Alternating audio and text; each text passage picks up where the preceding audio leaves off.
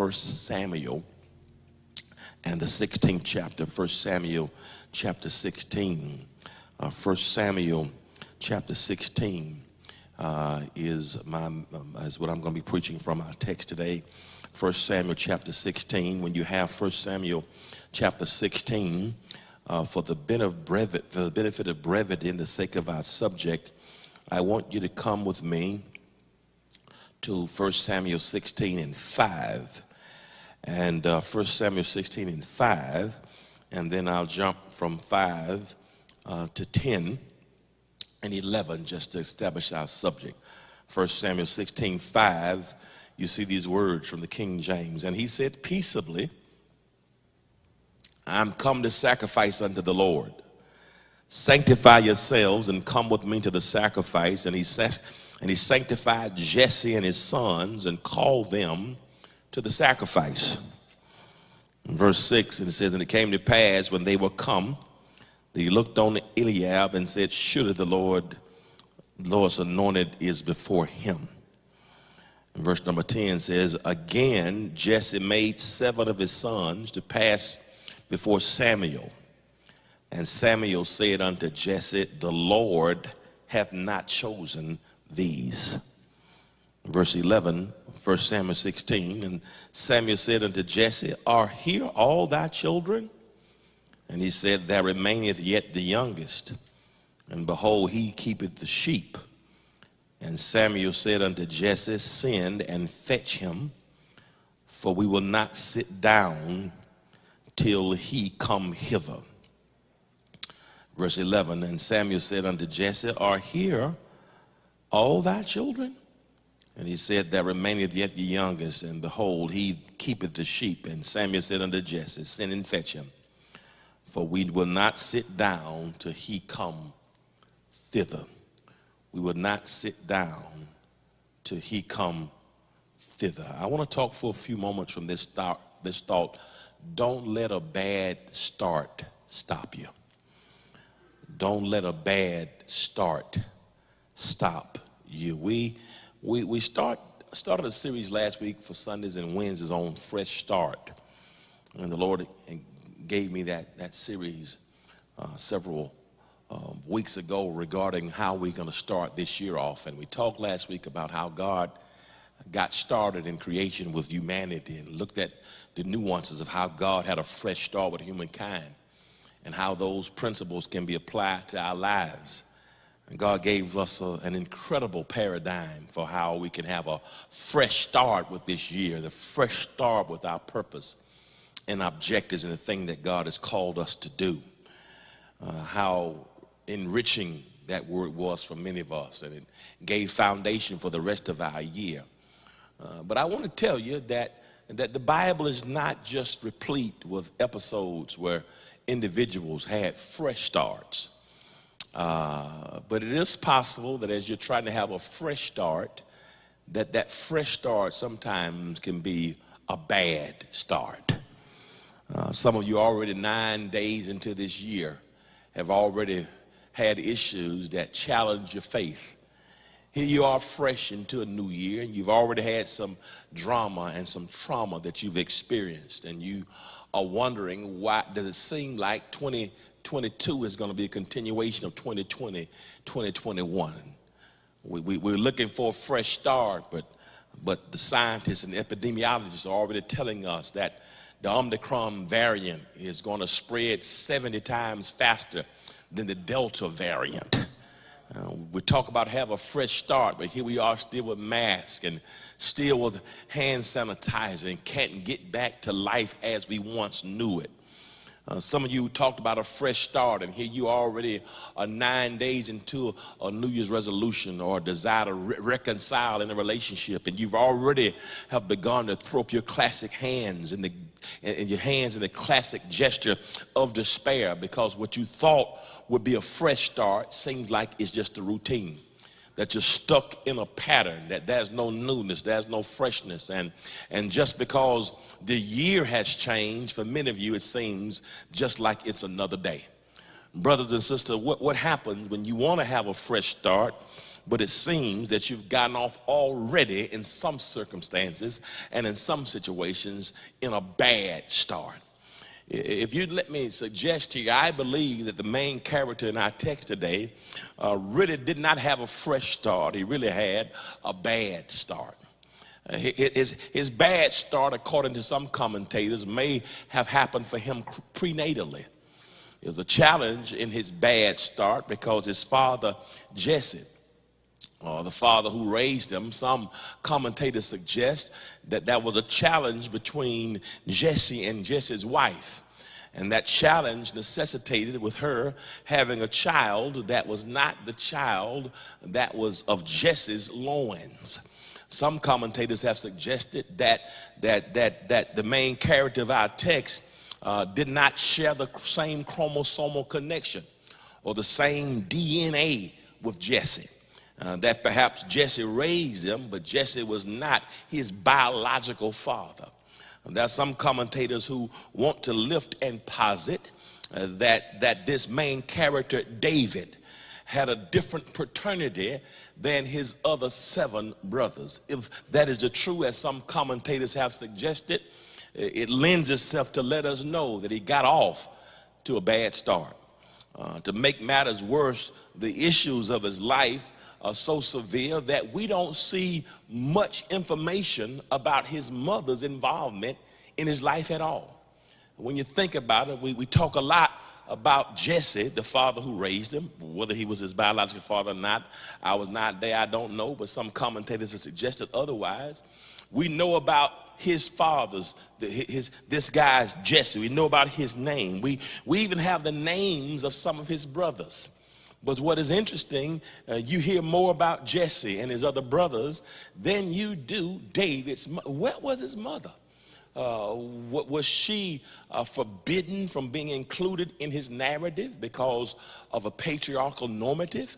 Where is his mother? What kind of relationship did David share with his mother? Did Jesse put her away in divorcement? Where is David's mother?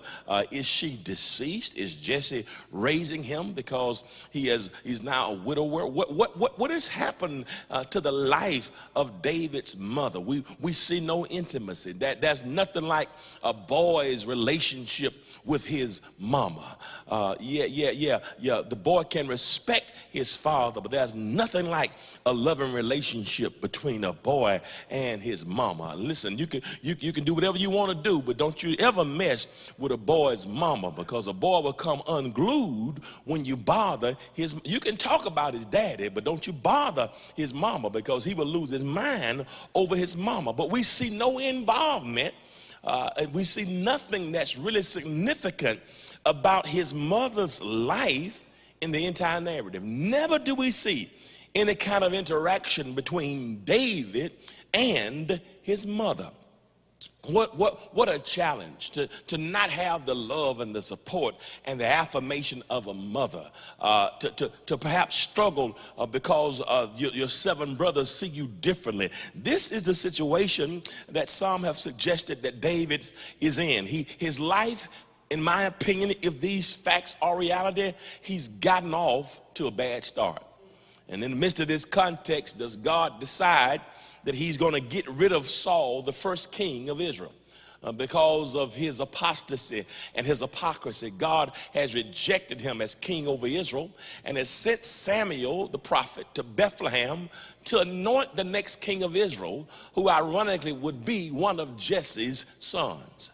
And so Samuel gets to Bethlehem, finds himself in Jesse's house to get ready to have the service of coronation, to coronate the next king who would replace Saul as the king of Israel. When he gets down there to have a fresh start, if you would, regarding the monarchy, Israel is due a fresh start. God has taken them through the period of the judges, and Othniel and Ehud and Shamgar and Deborah and Gideon and Barak and Tolar and Jair and Ibdam and Elam and Abdam and Samson have ruled the people from theocratic perspective. And now God raises Saul, and Saul has lost his mind, and God has rejected him. And God says to Samuel, don't keep mourning over Saul. I have dethroned him. Go on down to Jesse's house. I'm getting ready to enthrone the next king of Israel. I'm going to give Israel and the monarchy a fresh start. This fresh start probably was not just going to be for Israel, but in many ways this fresh start would be for Jesse and his household. And it is in this context, brothers and sisters, that I see that David has not had the ideal start, according to some commentators. And sometimes in our lives, when we're trying to do something new and fresh and walk into a new territory, sometimes we'll be stagnated and troubled, and sometimes hindered at the onset. But here's what I want to say to you, that when it seems that a bad start in marriage, in a new year, that you want to have a fresh start, but something is thwarting and halting the fresh starts of life. Let me tell you what I believe this text is tailored to teach us. Number one, this text tells us that when you've had a bad start, don't let the bad start stop you, because here's what you should do. Number one, don't fret when you're not included. I said, don't fret when you're not included. Samuel gets to Jesse's house and says to Jesse, I'm here, I come in peace. I come to make this sacrifice because one of your sons is going to be the next king of Israel. He says, one of your boys is going to be the next king of Israel. One of your sons is going to be the next king of Israel. And what got me here in verse number 5, when Samuel said, peaceably I come. Sanctify yourself and sanctify with me. And he sanctified Jesse and his sons, and he called them to the sacrifice. He calls them to the sacrifice. He calls them to the sacrifice. Verse number 10 tells us that 7 of those sons had been called to the sacrifice. 7 of them had been invited to the sacrifice. 7 of them received an invitation. 7 of them went through the sacrificial process. 7 of them were deemed worthy of invitation. 7 of them, the door opened for them. 7 of them received proper credentialing. 7 of them received proper recommendation and confirmation. 7 of them received proper validation. But the challenge is this: Jesse just didn't have 7 sons. Jesse had 8 sons. 8 sons were in the house, but only 7 of them had been invited. May I share with us, brothers and sisters, that there's some of you who are watching me right now, that in your life you felt like David, in that you felt like you were the 8th one. The 8th one, the one who was rejected. The 8th one, the one who they called a black sheep. The 8th one, the one who mother didn't treat right. The 8th one who seemed like you were the least favorite. The 8th one, the one who was not ever deemed as good as the other 7. The 8th one. And some of us right now in our adulthood still struggle with feelings of inadequacy and feelings of low self-esteem because of how we were treated when we were not included. Lord have mercy. The other siblings and the others in your classroom got recommendations, and you worked hard and you felt like you were overlooked. And sometimes if you're not careful, that sentiment will follow you your entire life because people did not include you. And according to Dr. Selena Pina, what can happen, the lack of inclusion or the lack of validation at a young age can lead you to search for relationships in all the wrong places. The lack of seeing a proper role model can send you, my God, on a quest and on a journey to bring unhealthiness into your life. And all kind of emotional toxicities can be in your life to block you and and to stop you and flatline for how you were handled, how you were dropped when you were a child, how folks mistreated you in the family. But I came to tell you today that just because you were not included, just because people did not see your value, you got to learn to start having some self-worth. You've got to learn that validation is not for people, it's for cars. You've got to learn to stop living your life looking at yourself through the lenses of critics and skeptics and cynics, and realize, brothers and sisters, that just because they did not include me does not mean that my life is over. Just because they didn't see your value does not mean that God does not see your worth. Just because they don't understand your talents, they don't understand your rhythm and your chemistry. Stop doubting yourself because of how others looked at you. You are fearfully and wonderfully made. God gave you a DNA, and stop allowing a bad start to affect your present reality. Just because it happened 20 years ago, many of us are still victimized by it. Just because they mistreated you and didn't include you, let me free you. Stop living your life waiting on an apology. Oh, don't you go into a new year still waiting on them to bring closure for your life. You've got to learn how to live your life without getting an apology. Y'all quiet on me. You got to learn how to move to the next dimension without them saying, I'm sorry. You can't be stuck in 2022 because somebody who is dead and in the grave mishandled you. And a person is ruining your life above ground, and their remains are underground. I want to free you right now to tell God, just because my start was bad, just because I was not included from the beginning, I want you to set me free right now to realize that my future is much better than what I went through. Sometimes you might not be included, but don't fret because your value is not in them. And just because you're not visible does not mean you're not valuable. Just because you're not seen by them does not mean you're not seen by God. Stop letting their external perspectives affect and distort your internal reality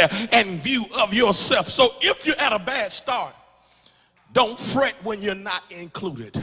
But now let you, number one, not fret. Don't fret when you're not included. Number two, don't falter when you are excluded. Lord have mercy. Don't falter when you are excluded. There's a difference here in the points. My God. Yeah, David was not included like the 7 other brothers for some strange reason.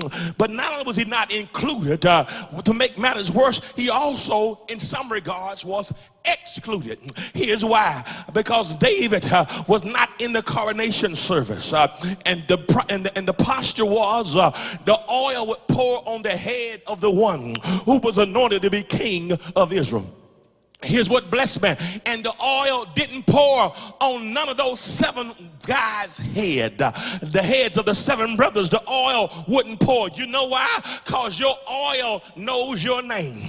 You know why the oil wouldn't pour? Because nobody can take your oil. You know why the oil won't pour? Because just because you're not in the room does not mean somebody has got your oil. I want you to take a moment and give God praise that just because you've been excluded from the room, just because they didn't deem you worthy for invitation, does not mean that your stuff God has intended for somebody else. Your oil knows your name, and guess what I've determined? I've determined you ain't got to fight others for your oil. You ain't got to prove yourself to get your oil. You don't have to lose your ethics or integrity to get your oil. You know why? Because what God has for you, you ain't got to lie, you ain't got to connive, you ain't got to claw and pull down others to get your oil. Here's why. Unscrewing somebody else's light bulb will never make your light shine brighter. You can sit back in the corner and learn how to be faithful over a few things. And if I'm faithful over a few things, in due time God knows how to get me in the room or get my oil out the room to where I am. And so what happens here, David is not in the room. and the oil does not pour on the 7 brothers' heads. And what is interesting here is Jesse never thinks, maybe I should invite David. The brothers never think, maybe we're not the ones who you came to see. It got so bad that really Samuel in verse 11 had to ask the question. Samuel had to ask Jesse, are all these the boys? Are all these, is there another? Are all your children here? And look at the exclusive and the dismissive language of Jesse. I didn't see it initially, but I saw it on second observation. He said, yeah, there remaineth yet the youngest. And behold, he keepeth the sheep. Well, I looked across that initially. Behold, he's the youngest. And I said to myself, well, maybe that's why he's not invited, because maybe Jesse sees him as too young and not worthy. But I looked at that last clause and got some homiletical possibilities there, because he says, yet he keepeth the sheep. And when I looked at the posture of shepherds in the times of antiquity, that gave me some more clues perhaps on how Jesse sees David. Because at the time in antiquity, shepherds were deemed to be the most least reliable people in society. Shepherds were analogous at the time in antiquity to lepers. Lepers and shepherds shared a similar social trajectory. When a person had leprosy, they had to stay 6 feet away from normal society. And if the wind was blowing, that distance had to be extended to 100 feet. This was the category that David was in. He was reduced by his own father to shepherdhood.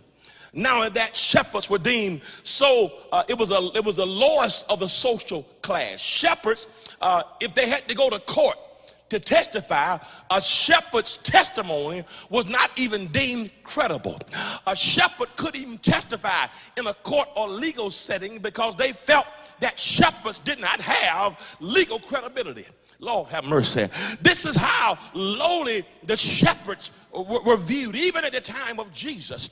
When Jesus was born, that's what shouts meant, that the angels did not appear to the Greco-Roman aristocracy. The angels did not appear to the Caesars of Rome. The angels did not appear to Herod, to the potentates, to Caesar or Agrippa or Caligula or Nero. But the angels appeared in the fields to shepherds who were keeping watch over their flock by night. What I loved about it is that the shepherds who were deemed not credible, the shepherds who were the lowest of the social rung and social class, the shepherds who were deemed on the same level of lepers. The word of the Lord came to the shepherds, and they had the opportunity to go and see Jesus as he was laying in a manger. The first group that saw Jesus was the shepherds, this lowly, lack of esteem, excluded group from society. And in some ways, perhaps, if this is the case, when Jesse says he's keeping the sheep, it's really, in some estimation, some scholars say he reduces David. When he says he keeps the sheep, he says there's not much to David. When he says he's keeping the sheep, he's, in some ways, could he be saying he's not worthy to be in the room? Lord have mercy. I came to tell you that sometimes you might not be included, but it's even worse at times to be excluded, because people see where you are and see your posture in life. They see your color, they see your gender, they see your bank account, they see your education, they see your credit score or your criminal history, and exclude you by saying you're not worthy, you're not good enough.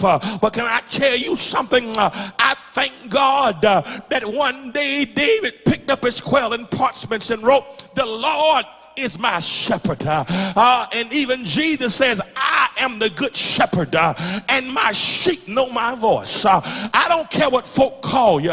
It doesn't matter what they call you. It matters what you answer to. Some people look at you and reduce you based on your past, your mistakes, your class in life. But don't you falter. Here's why. Because he saw the best in me when everybody else around you could only see the worst in you. I want you to take a moment right now.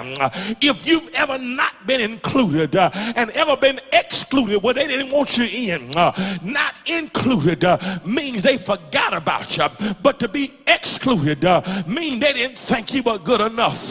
They thought you were lower than them, but you all not live your life trying to get even with nobody or trying to prove your value. I know sometimes we say stuff like, let haters be your motivators. I really don't like that, because I don't think you all live your life trying to prove nothing to them, because that means every day you got to wake up with them on your mind. I think you all let yourself be your motivator. When you get up, I'm not doing this to prove nothing to people.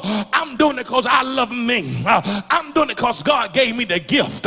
Stop letting your haters be your motivators and start letting your purpose be your motivator. Start letting the God who made you be your motivator. And if they exclude you, that's all right, because God does his best work with people who've been excluded. I'm finished this, but listen, you can have a bad start, but don't fret when you're not included. Don't falter when you're excluded, but thirdly and finally, don't forget that God has concluded. I'm finished already. Lord have mercy. I'm finished right there. I said God has already concluded. Lord have mercy. Before they decided to not include you, before they decided to exclude you, God has already concluded. What you mean? God had already finished. Yeah, the conclusion was done before the introduction began. Are you listening to me? Lord have mercy. Samuel said in verse 11, all your sons here, he said, now I got one, but he's the youngest, but he's also the lowliest. He's back there keeping the shepherds. Samuel said, we can't go another further. I can't sit down until you bring him to me. And they sit and brought David, and he was a ruddy looking fella, but he had a beautiful countenance. Are y'all with me here? And he was good to look upon. And the Lord said to Samuel, now arise, yes Lord, and anoint him, for this is he. Lord, he didn't need the oil to validate it. Adonai himself spoke. This is the one I've chosen. Before there was a wind or a where, he is the one that I've chose.